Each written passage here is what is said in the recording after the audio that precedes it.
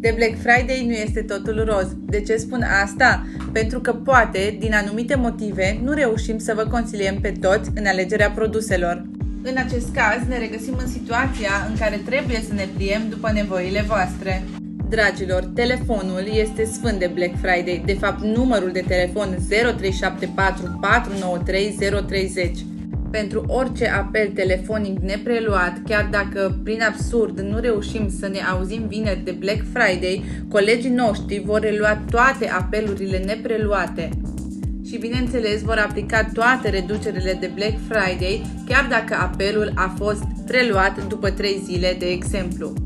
La fel și în magazine, dacă nu va fi timpul necesar preluării de comenzi, colegii noștri vă vor prelua datele cu acordul dumneavoastră, iar după ce se mai liniștesc apele, în următoarele zile după Black Friday, vă vor contacta și vă vor invita